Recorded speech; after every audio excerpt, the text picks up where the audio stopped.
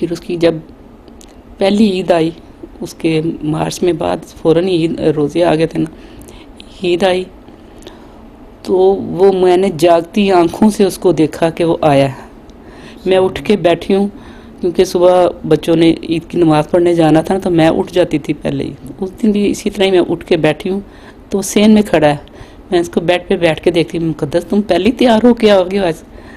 صبح اس کو جب اٹھانا ہوتا تھا اٹھاتی تھی تو سب سے آخر میں بھاگتا تھا واش روم میں، تو اس نے مسکرا کے میری طرف دیکھا تو پھر ایک دم غائب ہو گیا۔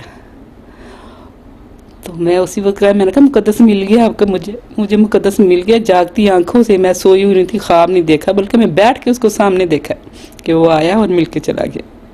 یہ اس طرح کا بالکل جس طرح اللہ نے قرآن پاک میں کہا کہ شہید زندہ ہیں، وہ اللہ سے رزق کھاتے ہیں، تو آپ نے تو بالکل اللہ نے آپ کو سارا ان نظارہ کرامتیں معجزہ وہ سارا دکھا دیا، تو پھر اس کے بعد آپ کو کچھ اطمینان ہوا بیٹے کی اپنا منزل پر اگلی پر؟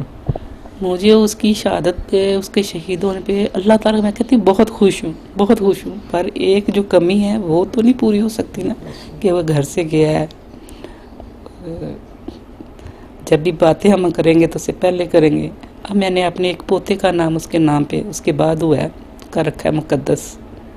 وہ آ کے کہتا ہے نا جب ہاں مقدس آپ کا نام کیا ہے آغا مقدس، تو مجھے ایک دم وہی فیل ہوتا ہے کہ مقدس وہ اسی طرح اس طرح دبلا پتلا سا ہے، اسی طرح لگتا ہے۔ ابھی آیا تھا تھوڑی دیر پہلے، تو مجھے ایسے لگتا ہے کہ وہی پھر رہا ہے۔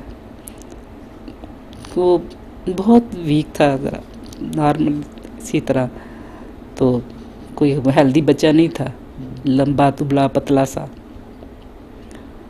تو مجھے لیکن اللہ نے کام بڑا لے لیا، مقام بڑا لے لیا۔ ہاں جی، یہ وہ مقام ہے جس کے لیے ہر مسلمان مومن کی خواہش ہوتی ہے کہ اللہ مجھے شہادت کا مقام عطا کرے، لیکن آغا مقدس کا جو جذبہ تھا، ان کی جو بچپن سے خواہش تھی، اسکول دور سے بچوں اپنے دوستوں کو اتنے یقین سے کہتے تھے کہ میں نے شہید ہو جانا ہے، دعا کیا کروں، کہ جب ان کو پتہ بھی نہیں تھا کہ میں نے عملی زندگی میں آگے کرنا کیا ہے، پڑھائی کے بعد کیا کرنا ہے، اس وقت بھی ان کو اتنا یقین تھا۔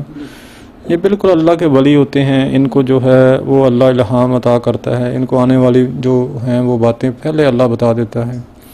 ایمان ہمارا اپنا ایمان ہے کہ اللہ تعالیٰ نے اپنے یہ والے بندے جو ہوتے ہیں تیار کیے ہوتے ہیں، تو ہم کو نہیں پتہ چلتا، جب وہ چلے جاتے ہیں تو پتہ چلتا ہے ان کی زندگی پچھلی کیسی تھی، لگ رہے تھے وہ اسی راہ کے مسافر ہیں، ادھر ہی جا رہے ہیں جدھر انہوں نے اللہ نے بھیجنا ہے ان کو۔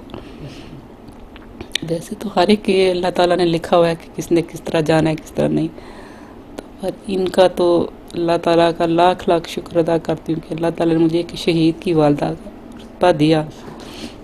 جو کمی ہے اس کی وہ تو میں کبھی بھی نہیں پوری ہو سکتی، تو وہ وہی تھا، وہ مقدس تھا، وہ مقدس ہی تھا۔ ماشاءاللہ اللہ کا شکر ہے کہ اس نے ایسے بچے سے مجھے نوازا کہ مجھے اپنے آپ پر فخر ہوتا ہے۔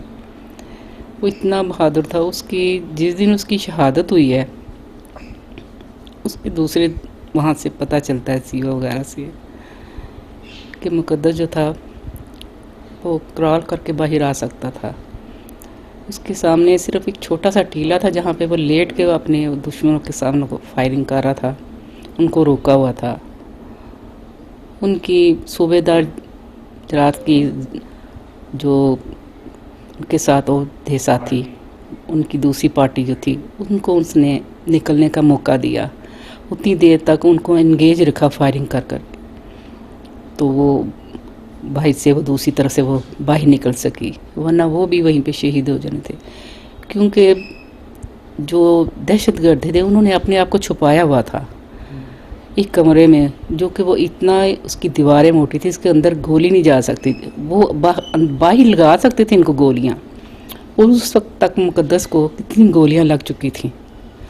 تو یہ ہے کہ اس نے وہاں پہ اس کے بعد وہ اتنی گولیاں کھا کے وہ شہید ہو گیا، مگر اس نے اپنی پارٹی کو، ان کو بچا لیا، اپنے ساتھیوں کو بچا لیا۔ اس کے بعد بھی اس نے وہ جو 6 دہشت گرد تھے، پتہ چلا کہ وہ 6 تھے، تو ان کو سب کو مارا، اس کے باقی 3 ساتھی اس کے ساتھ شہید ہوئے۔ تو آج بھی سوچتی ہوں کہ یہ گولیاں اس نے کیسے کھائی ہوں گی۔ कितनी को तकलीफ हुई होगी जब एक गोली लगती है। एक तिनका चुभता है बच्चे को तो वो चीखे मारने लग जाते हैं। एक गोली ने उसने कितनी गोलियां खाई अपने सीने पे, अपनी टांगों पे, अपने कंधों पर। अल्लाह मियाँ उसकी शहादत कबूल करे और हमारे पाकिस्तान को इन शहीदों के सदके ता क़यामत सलामत रखे। जी नाज़रीन, आपने एक बाहिम्मत माँ का सब्र के साथ अपने बेटे का तज़किरा करते हुए सुना कि किस तरह वो हर बात पर अल्लाह का शुक्र अदा कर रही हैं कि अल्लाह ने उनको जो अमानत दी थी उसी के सुपुर्द उन्होंने की, किस बहादुरी के साथ की। और नाज़रीन, वैसे तो आपको पता है कि ये हर जी नफ्स ने मौत का ज़ायक़ा चखना है। रोज़ाना हम ख़बरों में देखते हैं कोई एक्सीडेंट में मरता है, कोई किसी तरह मरता है, कोई वैसे आपस की लड़ाई में कत्ल होते हैं। तो इस रास्ते की मौत नाज़रीन मुक़द्दर वालों को मिलती है। वैसे तो हर मुसलमान की ख्वाहिश होती है शहादत की मौत, वो इसलिए कि मेरे और आपके नबी करीम सल्लल्लाहु अलैहि वसल्लम ने भी इसकी 3 मरतबा ख्वाहिश की कि मैं काश अल्लाह के रास्ते में लड़ता हुआ शहीद हो जाऊँ, फिर ज़िंदा किया जाऊँ, फिर शहीद हो जाऊँ। तो ये कितनी प्यारी ख्वाहिश है। दूसरी, आप सल्लल्लाहु अलैहि वसल्लम ने यह भी हदीस फरमाई कि जिस मुसलमान ने ना तो कभी जिहाद किया और ना कभी शहादत की तमन्ना की, वो मुनाफ़िक़त की एक हालत में मरा। यानी कि इसकी फ़जीलत को हाईलाइट करने के लिए अल्लाह के नबी ने कहा कि जिसने कभी शहादत की तमन्ना ही नहीं की वो मुसलमान मुनाफ़िक़त की मौत मरा। तो नाज़रीन, इस हवाले से वो अल्लाह की मर्ज़ी है, अल्लाह की तक़सीम है कि किसको शहादत देनी है, किसको नहीं, लेकिन जज्बा हर मुसलमान में होता है इसका। तो ये अल्लाह जिसको 70 दफ़ा रहमत की नज़र से देखता है उसी को इतना बुलंद मुकाम अता करता है। जिस तरह उनकी वालिदा मोहतरमा बता रही थी कि बचपन से ही किस तरह वो इस हवाले से तैयारी कर रहे थे और उनको अल्लाह ताला तैयार करता है उन बच्चों को, उनके शख्सियत को किस तरह नमूना बनाता है लोगों के लिए। ये नरम मजाज होते हैं, नरम गो होते हैं, किसी की दिल आज़ारी नहीं करते, हंसमुख होते हैं, हर बंदे को अपना गर्विदा बना लेते हैं। इनके पास टाइम बहुत कम होता है, तो इन्होंने अपनी यादें छोड़ के जानी होती है ताकि पीछे वाले इनको याद ही करते रहें। तो ये वाक़ई ही इस दुनिया के लिए होते नहीं हैं। ये अल्लाह के बरगज़ीदा बंदे हैं, ये अल्लाह ने अपने उस आला मकाम के लिए चुने होते हैं जो वो शुहदा को अता करते हैं। तो नाज़रीन, आज के हमारे हीरो आगा मुक़द्दस शहीद तगमा बसालत के बाहिम्मत वालदा की आपने बात सुनी, उनको आज हमने खराज तहसीन पेश किया।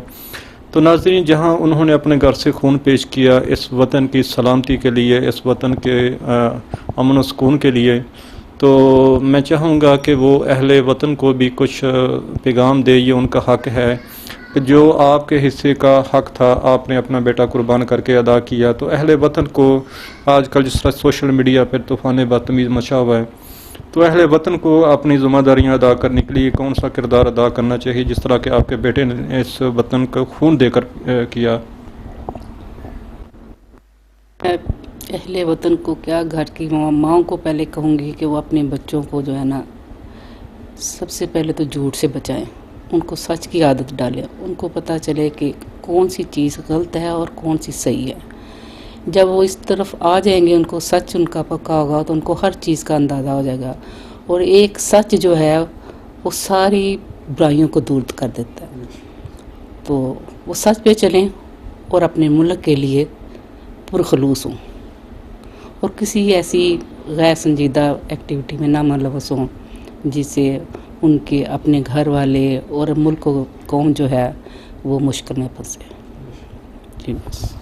जी नाज़रीन, बड़ा मुख्तसर और अहम उन्होंने दिया है कि जो बच्चे की जो परवरिश है वो हक अपने सच पर होगी और रिज़्क़े हलाल पर होगी, तो यकीनन वही कुछ इस तरह की कर सकता है, कुर्बानी दे सकता है और अपने वतन को अमन का गहवारा बनाने के लिए अपना किरदार अदा कर सकता है।